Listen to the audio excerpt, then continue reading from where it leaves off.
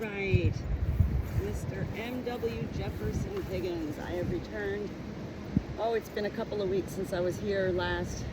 The first headstone that I cleaned at this most special cemetery, Salem United Methodist church, where I was married and my children were baptized. And I'm grateful to be able to return to finish cleaning your headstone to see if I can get it a little bit cleaner, Mr. Higgins. It is freezing cold today, and I'm talking freezing cold, windy, but I'm looking for some peace today too, Mr. Higgins, and that's why I come to the cemetery. So I could not have left Maryland without coming back to see if I could clean up your headstone a little bit more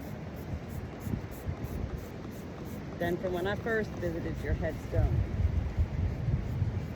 I gotta tell you, driving up here this morning into this cemetery, the first thing that captured my attention was, well, even though I didn't think I got your headstone really clean last time, it's the only one that's bright and white in this entire cemetery.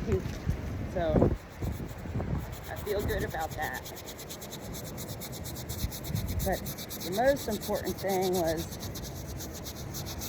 not about getting the whole headstone clean, all this black stuff. What it's about is getting the lettering, your name, your date of birth, all of that to be seen. That's very important. And not just to me, it is important to you too.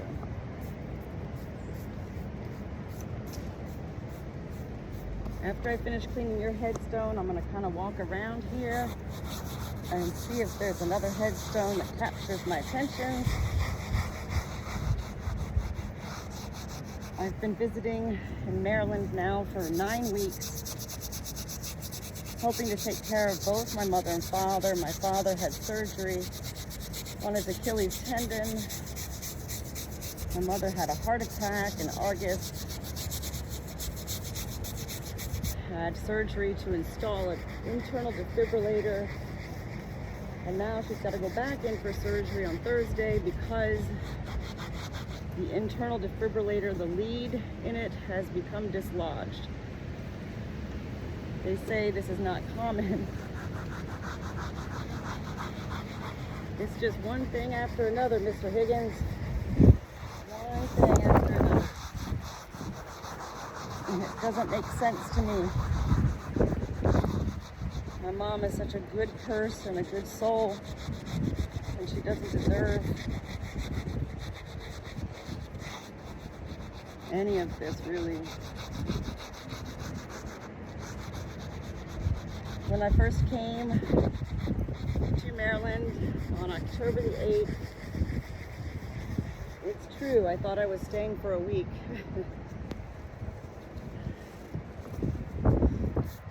This has been a journey for me of discovering actually a whole different level of love. And despite all of the still unknowings of what's going on with my mom beyond her heart, something's going on neurologically with my mom. Despite all of that, I remain with the only emotions of feeling honored to be here, blessed and grateful to be here for my mom and my dad. My dad's fully recovered from his surgery on his Achilles tendon.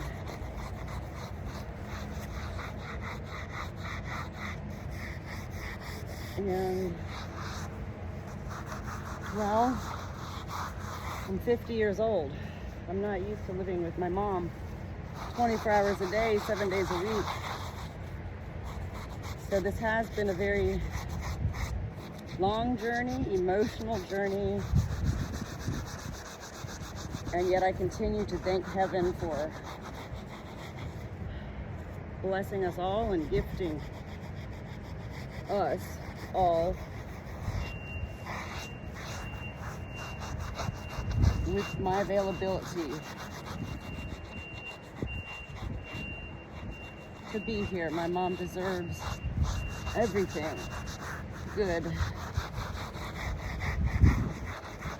All right, I think this is as good as it's going to get, but I also have flowers for you today. I didn't even bring flowers last time, Mr. Higgins.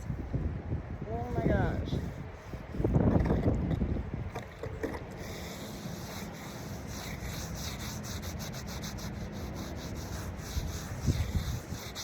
So, looks like I'm not going to be able to get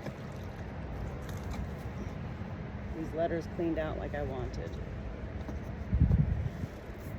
These last little numbers.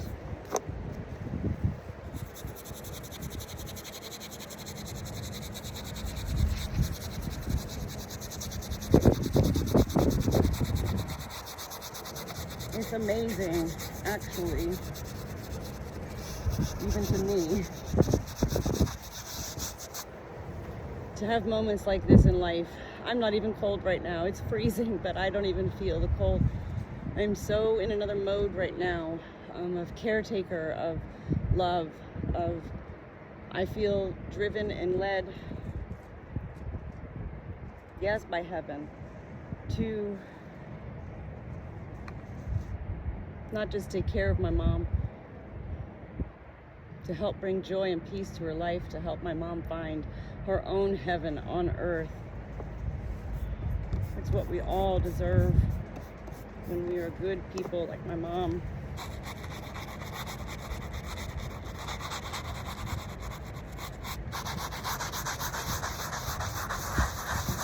It's hard because my mom is still totally with it. She knows what's going on.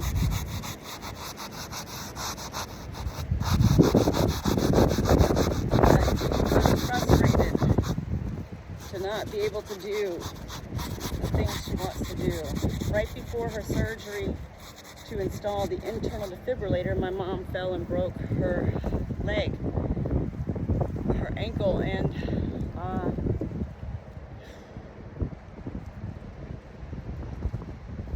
after her surgery, her defibrillator started to go off, and we brought her to the doctor, and they looked at everything, and they determined then that the defibrillator had become dislodged. So again, it's like, oh my God, why are you doing this, God? Why are you making my mom go through this? It's not fair to my mom. Like, I just am so full of such sadness for my mom. I don't feel hopeless, but I feel like I can't do anything to make this all go away, Mr. Higgins. I can't make it all go away. And so I pray every day. I pray and I pray. And I do see how heaven gifts us, even in times that don't seem like they're great. I've seen it all.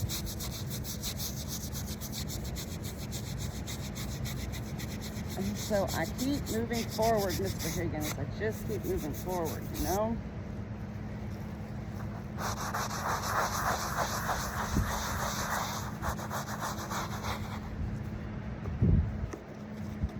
That was something else, I'm telling you, Mr. Higgins, when I just drove in here, this cemetery that's on a downward slope, you know? A lot of old headstones here. I could spend an entire day out here.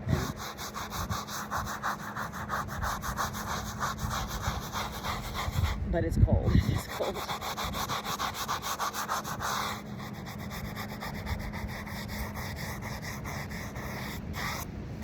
So again, it's not about me getting it perfect. It's about the fact that I knew I needed to come back, and here I am, grateful to be back weeks later to finish what I started. Not about life being perfect. It's not about a perfect headstone. It's not about anything other than love and care. And I saw it when I walked in here. The only white headstone in this whole part of the cemetery. So this makes me feel good.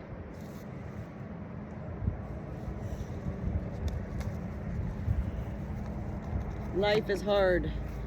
And then, as people say, yes, we die. But I believe we're all meant to enjoy life while we're here, you know? To see life in different ways.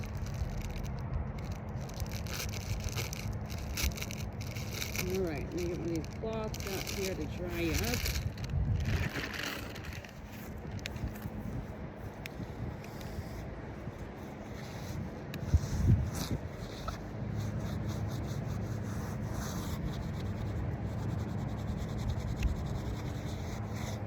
And then I'm actually also going to spray a little bit of into here and just kind of leave it on here. And that.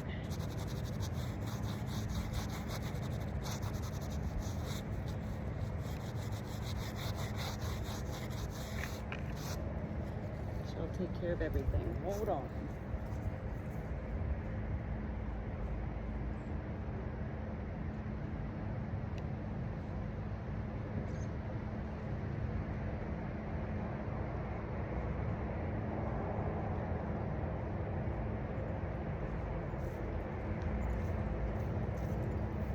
I've lived my life always feeling rushed, always feeling like Alice in Wonderland down some rabbit hole. That's just me. And I've discovered with my mom, that's where she feels like she is too now. I've discovered that it's not a bad place to be.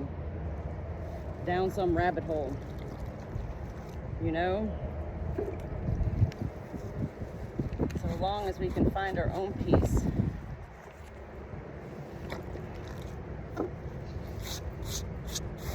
Mr. Higgins, thank you for your life. I hope you had a good life. I know you see that I tried my best to get you cleaned up here. But more important, I think you really just enjoy having, well, company again.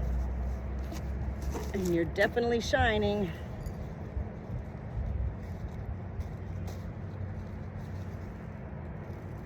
Here.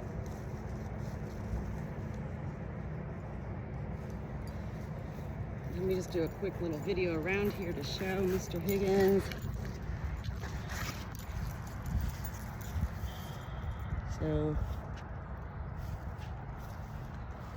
let's just come back here. Here's the whole cemetery. Again, this is a very special cemetery to me, very special.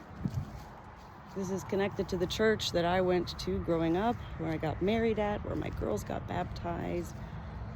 I know many people buried here, but look at this. Look at that white headstone right there.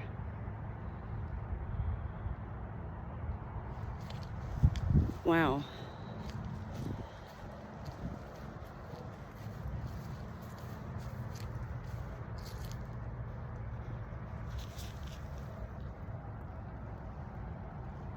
So who's calling my name next, huh?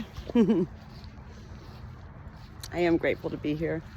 I'm always grateful to clean headstones. It is a time for me to, well, connect with my own inner spirit. Thank you, Mr. Higgins. I haven't been able to find anything online about Mr. Higgins. I know nothing about his life, but I won't give up searching.